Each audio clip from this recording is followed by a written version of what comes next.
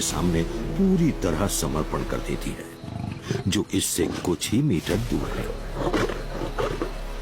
अब बहादुरी दिखाने का वक्त नहीं बचा।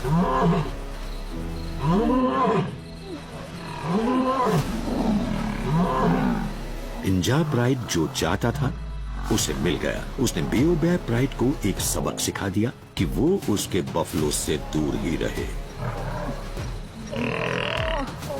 बेओबैब प्राइड की शेरनी लौट आई है। उसे गंभीर चोटें लगी हैं।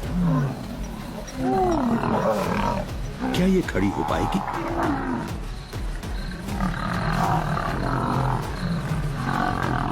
पहले लड़ाई और अब गर्मी से पस्त होने के बाद ये प्राइड ग्लेड के किनारे की तरफ लौट जाता है, इंतजार करने के लिए, ताकि घायल शेरनी को एक मौका मिल सके। इस निडर लीडर ने क्या इंजा प्राइड के सामने सरेंडर करने के लिए अपनी जान जोखिम में डाली थी? क्या उसकी ये कोशिश बेकार जाएगी?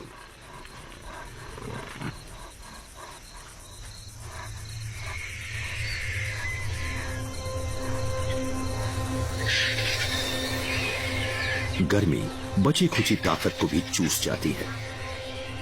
लीडर के पास अब कोई चॉइस नहीं है। अब इस प्राइड को अपने इलाके यानी बेओबैब फॉरेस्ट में लौटना होगा।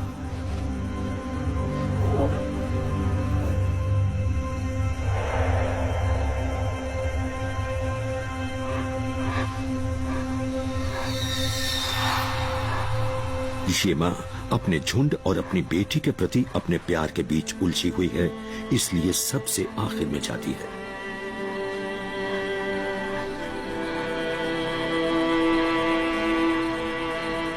इसने जब तक मुमकिन हुआ रुकने की कोशिश की।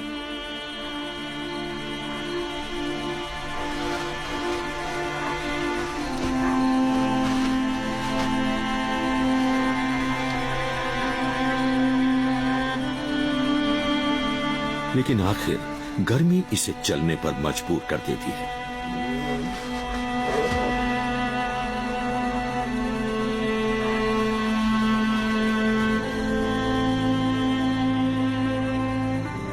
ग्लेड में ये इसका आखिरी वक्त है।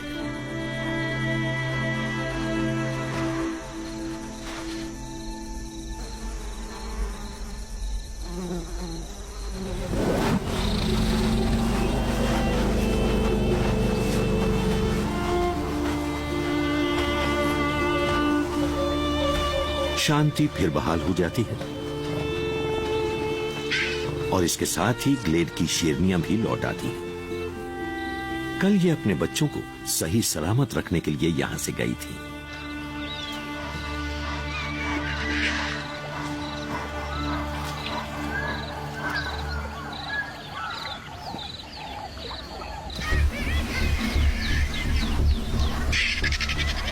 ये जानवर यहां बचे इकलौते सबूत को खत्म करने लगते हैं। ये शेरनी इस लड़ाई की भेंट चढ़ गई, जो फॉरबिडन टेरिटरी में दो झुंडों के बीच हुई थी। इससे एक सबक मिलता है, ग्लेड में मौत कभी भी कहीं भी आ सकती है। अब ये खतरनाक और आवारा शेर अपने रास्ते बढ़ गए हैं। ये डरावने शिकारी हैं और इनकी ख्वाहिश है कंट्रोल करना।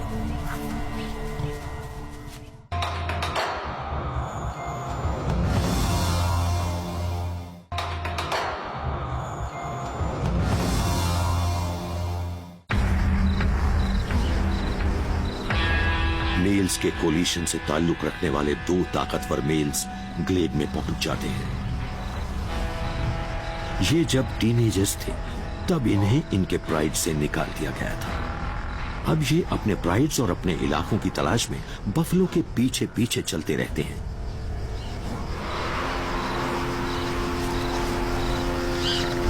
ये यहां यूं दाखिल होते हैं जैसे ये इनका हक हो, और शायद ऐसा है भी।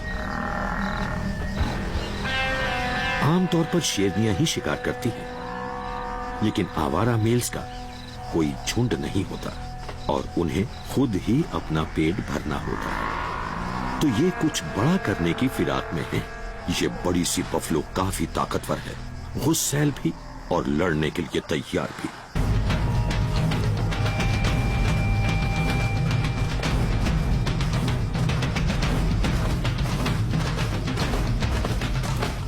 यानी अब दो टाइटंस की टक्कर होगी।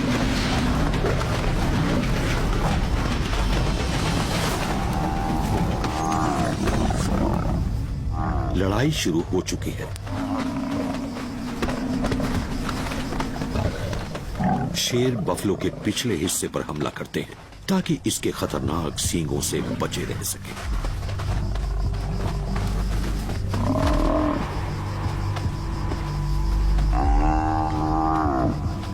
ग्लेड ब्राइट हमला करने वालों को देख नहीं पा रहा।